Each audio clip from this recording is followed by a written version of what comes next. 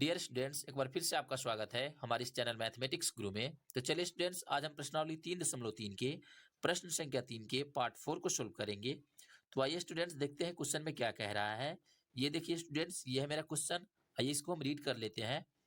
कह रहा है, एक नगर में टैक्सी के भाड़े में एक नियत भाड़े के अतिरिक्त चली गई दूरी पर भाड़ा सम्मिलित किया जाता है। मतलब एक नगर है और वहां पे टैक्सी है, ठीक है।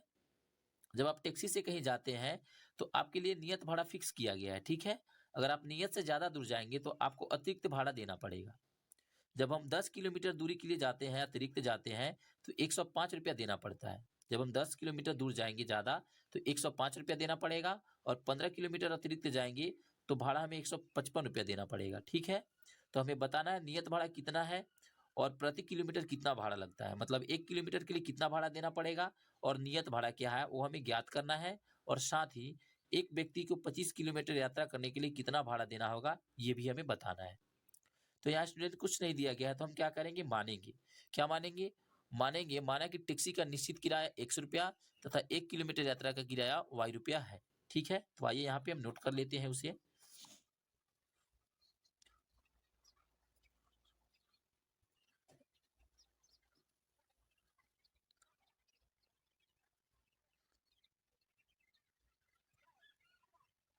तो देखिए स्टूडेंट्स, हमने मान लिया है। अब हम क्या करेंगे, इसी का उपयोग करके हम क्वेश्चन को सोल्व करेंगे, ठीक है। तो आइए फिर से एक बार क्वेश्चन को पढ़ते हैं, देखते हैं क्वेश्चन में क्या कह रहा था। क्वेश्चन में क्या कह रहा था, यहाँ देखिए।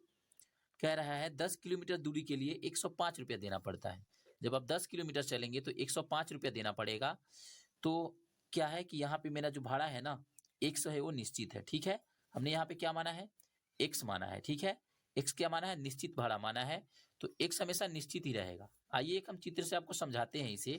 सपोज कीजिए स्टूडेंट्स कि आप यहाँ से चलना प्रारंभ करते हैं, ठीक है। और आप यहाँ से चलेंगे और एक स्टेशन यहाँ है, एक स्टेशन यहाँ है, एक स्टेशन यहाँ है। ऐसे करते करते बहुत सारे स्टेशन है, ठीक है। तो आप यहाँ से चलना प्रारंभ करते हैं और यहाँ तक चलते हैं तो आपको एक निश्चित भाड़ा देना पड़ता है 100 रुपया। लेकिन अब जब इससे आप आगे जाएंगे तो आपको एक इसमें जोड़ जोड़ के लेना पड़ेगा, ठीक है।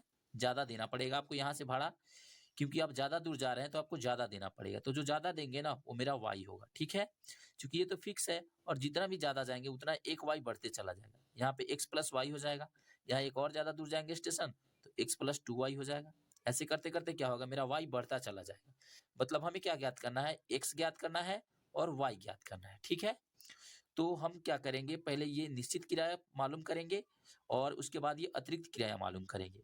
तो निश्चित किराया हमने यहाँ पे क्या माना है, टैक्सी का नियत किराया हमने 100 रुपया मान लिया, और अतिरिक्त किराया हमने क्या माना है, y रुपया माना है। प्रति किलोमीटर के लिए किराया क्या माना, y रुपया।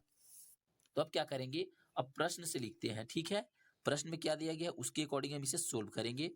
लिखेंगे इसलिए प्रश्न से, प्रश्न में दिया गया है 10 किलोमीटर के लिए कितना देना पड़ता है, 105 रुपया। तो ये तो मेरा प्रथम शर्त है। तो x तो निश्चित है तो ये x इसी तरह रह जाएगा, ठीक है। और 10 किलोमीटर कह रहा है तो 10y, क्योंकि 1 किलोमीटर के लिए 1y देना पड़ता है तो 10 किलोमीटर के लिए क्या होगा, 10y। और कितना रुपया देना पड़ता है, 105 रुपया। ये मेरा इक्वेशन फर्स्ट हो गया।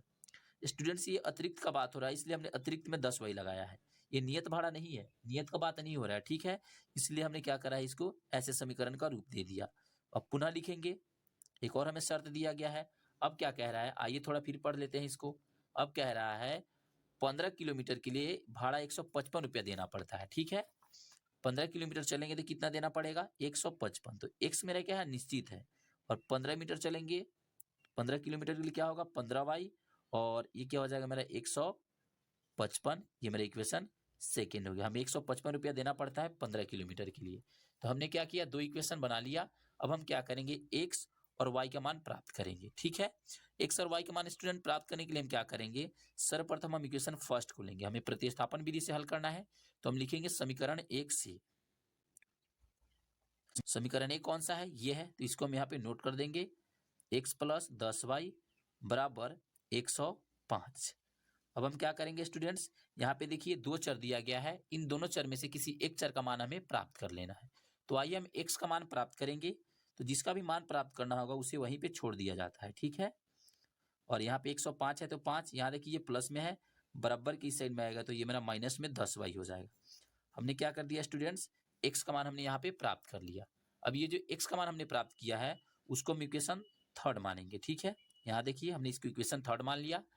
अब ये जो मेरा मान प्राप्त हुआ है ना, इसे हमें समीकरण 2 में रखना है, क्योंकि हमने ऑलरेडी समीकरण 1 को पहले ले रखा है। तो ये जो मेरा मान प्राप्त होगा उसको हमें समीकरण 2 में रखना है, ठीक है। तो आइए हम लिखेंगे x का मान समीकरण 2 में रखने पर। समीकरण 2 मेरा कौन सा है? ये मेरा समीकरण 2। तो इसको हम यहाँ पे नोट कर देंगे, x प्लस 15y बराबर 155, ठीक है।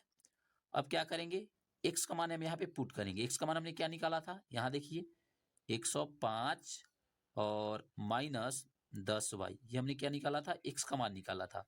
और यहाँ पे प्लस है तो प्लस, 15y है तो 15y, और बराबर 155 है तो 155, ठीक है।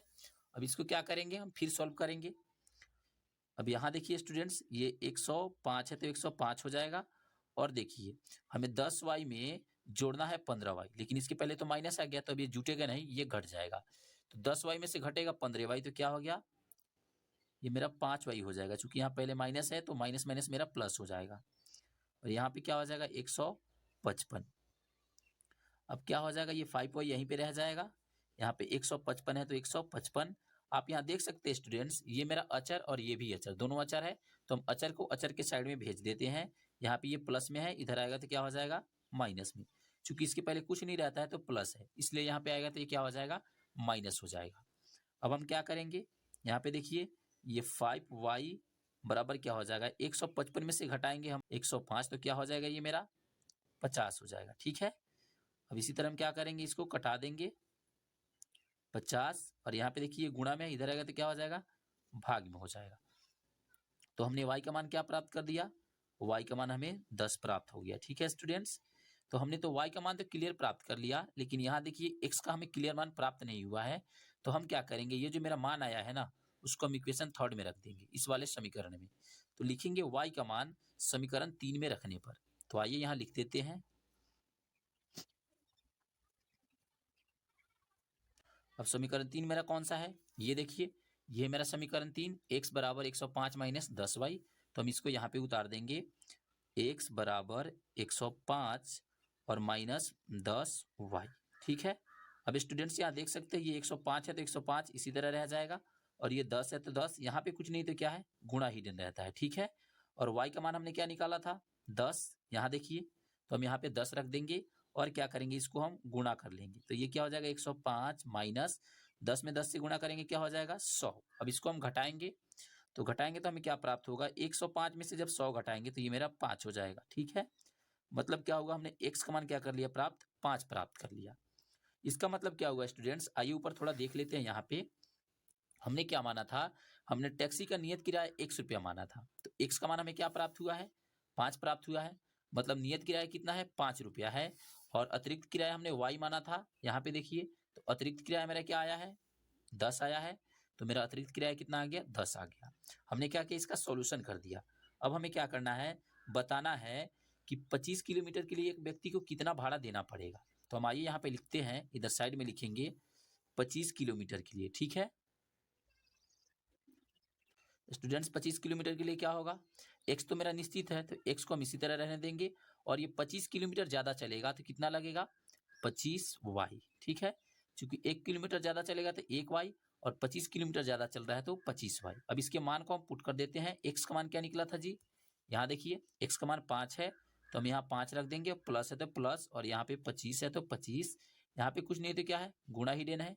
और y का मान क्या है, 10, तो हम यहाँ पे 10 रख देंगे, और बराबर क्या हो जाएगा, 5 प्लस 250। अब इसको स्टूडेंट्स हम जोड़ लेंगे, तो ये मेरा क्या प्राप्त हो जाएगा, 255।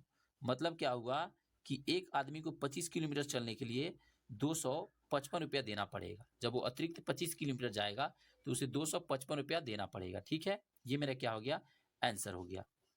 अब आइए इसकी हम जांच कर लेते हैं कि हमने सही बनाया है या नहीं। इसकी जांच के लिए हम क्या करेंगे, सर्वप्रथम किसी एक इक्वेशन को ले लेंगे। चलिए कोई भी एक इक्वेशन को ले लेते हैं, हम फर्स्ट वाली इक्वेशन को ही ले लेते हैं। ये हमारा फर्स्ट इक्वेशन है, x प्लस 10y और बराबर 105। अगर मान रखने पे दोनों तरफ बराबर आ गया, इसका मतलब क्या होगा कि हमने जो इक्वेशन बनाया है वो मेरा बिल्कुल करेक्ट है। तो आइए इसके मान को हम पुट करते हैं। हमने x का मान क्या निकाला था, यहाँ देखिए हमने x का मान निकाला है 5 और y का मान निकाला है 10, तो हम इसको यहाँ पे पुट कर देंगे। x का मान क्या रखेंगे 5 और प्लस है तो प्लस और 10 है तो 10 और y का मान मेरा क्या आया था 10 आया था और बराबर 105। आइए इसको देख लेते हैं। ये 5 है तो 5 प्लस है तो प्लस 10 में 10 से गुणा करेंगे क्या आएगा जी 100 आएगा और इधर हो जाएगा 105। अब देख सकते हैं आप यहाँ पे 100 में जोड़ेंगे 5 तो क्या हो जाएगा 105 और इधर भी मेरा आ जाएगा 105, दोनों तरफ बराबर आ गया। इसका मतलब क्या है कि हमने जो आंसर लाया है वो मेरा बिल्कुल सही है। ठीक है, तो यही हो जाएगा स्टूडेंट्स मेरा आंसर। अब हम यहाँ लिखेंगे अतः नियत किराया मेरा क्या आया है x आया है, तो x का मान हमने क्या लाया 5, तो लिखेंगे अतः टैक्सी का नियत किराया 5 रुपया तथा प्रति किलोमीटर के लिए किराया 10 रुपया है।